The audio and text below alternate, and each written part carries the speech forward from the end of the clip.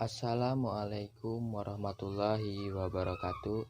Perkenalkan, nama saya Raisman dengan NPM 205060144 dari kelompok 10 yang akan menjelaskan tentang globalisasi dan permasalahan sosial kaitannya dengan implementasi Pancasila.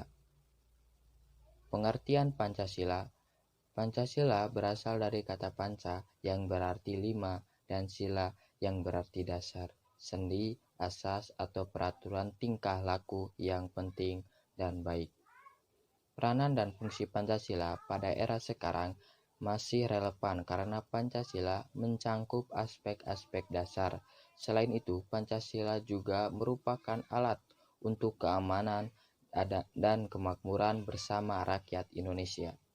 Hanya saja pelaksanaannya secara konkretnya belum bisa dilaksanakan dengan sebaik-baiknya karena keadilan dan kemakmuran bagi seluruh rakyat Indonesia belum terwujud sampai saat ini. Salah satu peranan dan fungsi Pancasila, Pancasila sebagai dasar mempunyai makna sebagai dasar untuk menata negara yang merdeka dan berdaulat, sebagai dasar mengatur penyelenggaraan aparatur negara yang bersih dan berwibawa. Pancasila sebagai sumber hukum dasar nasional merupakan istilah baru dalam tata hukum Indonesia, yaitu muncul pasca reformasi. Sumber hukum tertulis dan tidak tertulis berarti sumber-sumber nilai yang menjadi penyebab timbulnya aturan hukum. Jadi dapat diartikan Pancasila sebagai sumber hukum dasar nasional. Segala aturan hukum yang berlaku di negara kita tidak boleh bertentangan dan harus bersumber pada Pancasila. Pancasila sebagai pandangan hidup bangsa Indonesia mengandung makna bahwa semua aktivitas kehidupan bangsa Indonesia sehari-hari harus sesuai dengan sila-sila Pancasila. Karena Pancasila juga merupakan kristalisasi dari nilai-nilai yang dimiliki dan sumber dari kehidupan bangsa Indonesia sendiri. Baik, saya akan melanjutkan materi selanjutnya. Sebelumnya, perkenalkan, nama saya Puji Nuralisa, NPM 205060151. Materi selanjutnya yaitu Pancasila sebagai perjanjian luhur bangsa Indonesia. Pada saat bangsa Indonesia bangkit untuk hidup sendiri sebagai bangsa yang merdeka, bangsa Indonesia telah sepakat untuk menjadikan Pancasila sebagai dasar negara. Kesepakatan terwujud pada tanggal 18 Agustus 1945 dengan disahkannya Pancasila sebagai dasar negara oleh Panitia Persiapan Kemerdekaan Indonesia atau PPKI yang mewakili seluruh bangsa Indonesia. Yang keenam, Pancasila sebagai ideologi negara. Pancasila sebagai ideologi negara yang merupakan tujuan bersama bangsa Indonesia yang diimplementasikan dalam pembangunan nasional, yaitu mewujudkan masyarakat adil dan makmur yang meratai material dan spiritual berdasarkan Pancasila dalam wajah negara kesatuan Republik Indonesia yang merdeka, berdaulat, bersatu, dan kedaulatan rakyat dalam suasana berkehidupan bangsa yang aman, tentram, tertib, dan dinamis, serta dalam lingkungan kehidupan pergaulan dunia yang merdeka, bersahabat, tertib, dan damai. Yang ketujuh yaitu Pancasila sebagai pemersatu bangsa. Bangsa Indonesia yang pluralis dan wilayah Nusantara yang terdiri dari berbagai pulau-pulau, maka sangat tepat apabila Pancasila dijadikan pemersatu bangsa. Hal ini karena Pancasila mempunyai nilai-nilai umum dan universal sehingga memungkinkan dapat mengakomodir semua peri kehidupan yang berbineka dan dapat diterima semua pihak. Pancasila di era globalisasi. Pada era globalisasi saat ini, peran Pancasila tentulah sangat penting dan sangat membantu sebagai pedoman bersikap dan berperilaku di masyarakat dan juga untuk menjaga eksistensi identitas kepribadian bangsa Indonesia. Assalamualaikum warahmatullahi wabarakatuh. Perkenalkan, nama saya Nadia Maharani Putri, NPM 205060148. Di sini saya akan melanjutkan contoh dampak positif dan negatif globalisasi. Dampak positif. Yang pertama, dapat mencontoh tekad suatu negara lain dalam menentukan arah dan tujuan cita-cita suatu bangsa. Yang kedua, meningkatkan pembangunan negara. Dan yang ketiga, penduduknya bersifat supel dan memiliki integritas tinggi. Dampak negatif. Yang pertama, menyebabkan keterpurukan bagi negara-negara lain yang tidak bisa menyeimbangkan arus globalisasi dan justru negara-negara maju melakukan eksploitasi untuk menyebarkan ajaran ideologi kapitalisme dan liberalisme. Yang kedua, adanya prinsip pasar bebas dalam ideologi yang represif. Dan yang ketiga, setiap negara akan terjadi akulturasi terhadap negara lain. Implementasi nilai-nilai Pancasila di era globalisasi. Implementasi nilai-nilai Pancasila di era globalisasi bisa dilaksanakan dengan menumbuhkan sifat nasionalisme. Nasionalisme dapat dipupuk kembali dalam momentum-momentum yang tepat seperti pada saat peringatan Hari Sumpah Pemuda, Hari Kemerdekaan, dan hari besar nasional lainnya. Pancasila dan permasalahan sosial. Masalah sosial dalam perselisihan dalam masyarakat yang terdorong akibat interaksi sosial antar individu, interaksi sosial dan kelompok, atau antara suatu kelompok dan kelompok lainnya.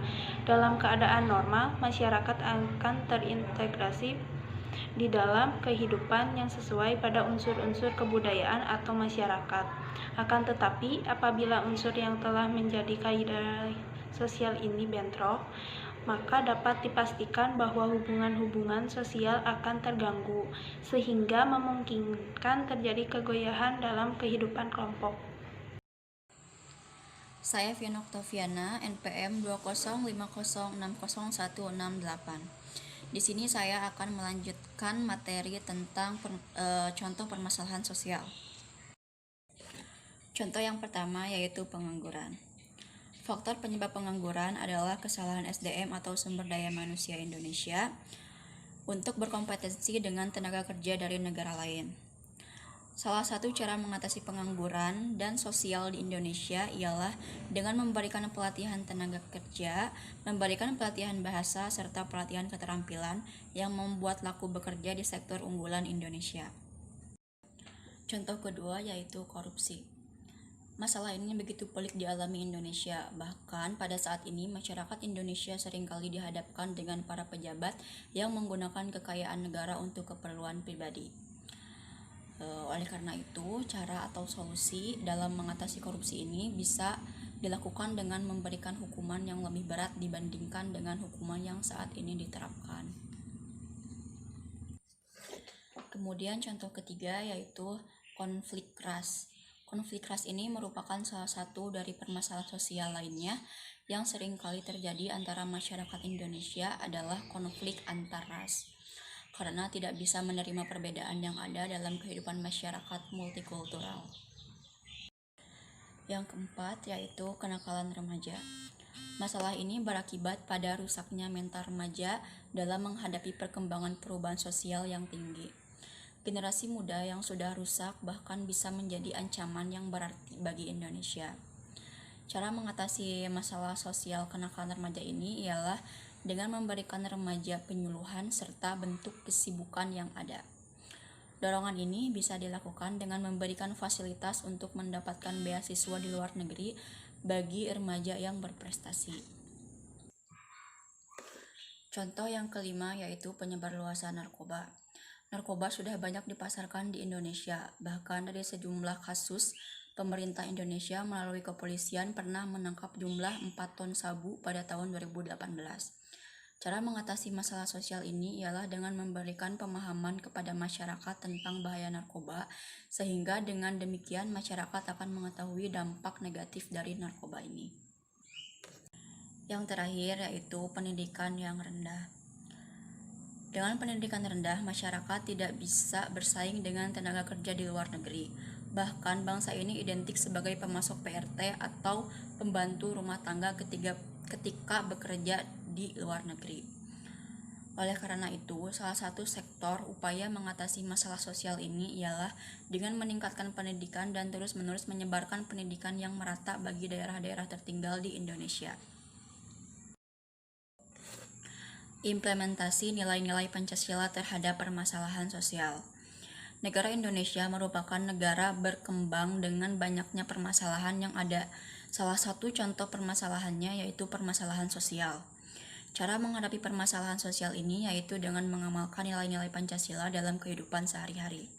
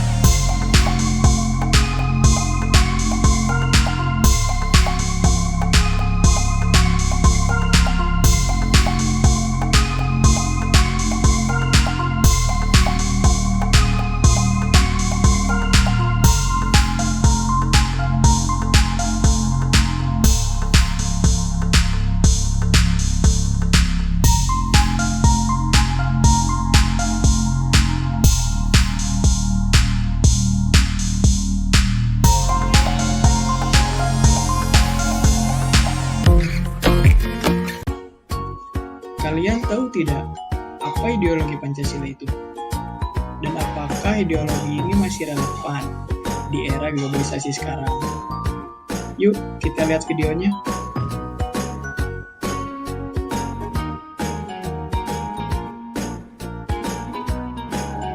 Sejarah awalnya dimulai pada sidang pertama BPPKI yang membahas dasar negara. Dilanjut pada Panitia 9 yang berhasil menghasilkan Piagam Jakarta. Dan yang terakhir pada sidang PPKI, Pancasila resmi disahkan dengan kelima asas di dalamnya. Kelima asasnya yaitu ketuhanan yang Maha Esa, kemanusiaan yang adil dan beradab, persatuan Indonesia, kerakyatan yang dipimpin oleh hikmat kebijaksanaan dalam permusyawaratan dan perwakilan, serta yang terakhir keadilan sosial bagi seluruh rakyat Indonesia.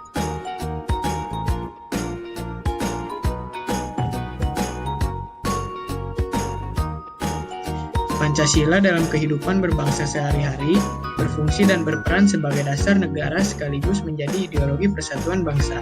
Pancasila digunakan sebagai dasar untuk mengatur penyelenggaraan ketatanegaraan yang meliputi bidang ideologi, politik, ekonomi, sosial budaya, dan pertahanan keamanan.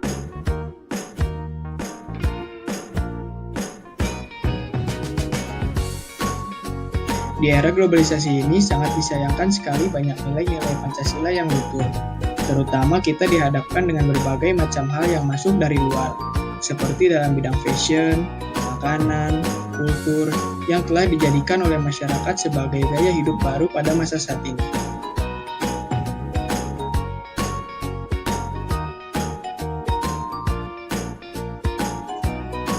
Maka dari itu, kita sebagai generasi milenial diharapkan bisa peka terhadap lingkungan sekitar. Contohnya bijak dalam menggunakan gadget, bersosial dan etika yang baik, dan tetap menerapkan nilai-nilai dari Pancasila agar kita tidak mudah terbelenggu dengan besarnya pengaruh budaya luar dan berambisi untuk mengikutinya.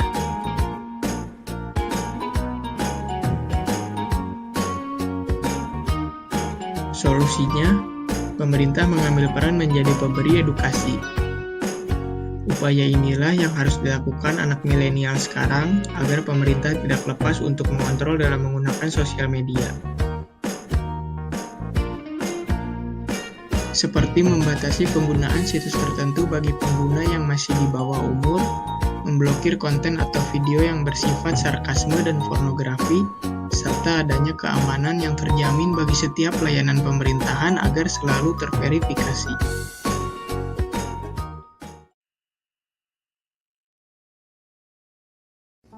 Pancasila nggak sakti karena tingkah laku kita juga.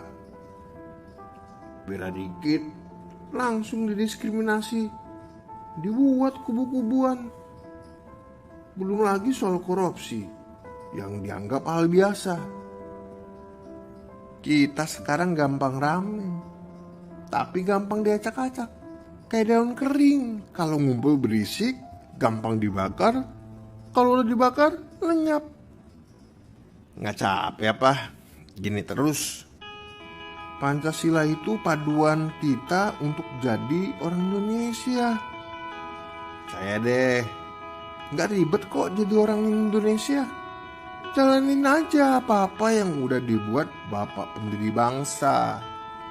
Yuklah kita bareng-bareng jalanin lagi nilai-nilai itu. Yang udah-udah buang jauh-jauh. Kita susun lagi kepingan-kepingan yang berserakan. Kita mulai lagi dari diri kita, keluarga dan lingkungan.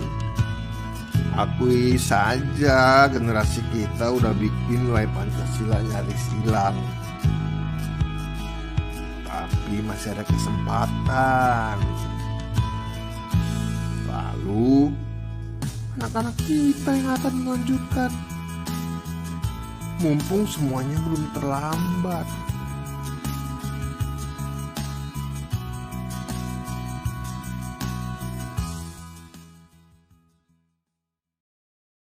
Informasi lain, Saudara, pemerintah harus membuat silabus nilai-nilai Pancasila yang dikemas berdasarkan demografi masyarakat dalam pembinaan ideologi Pancasila di era digital.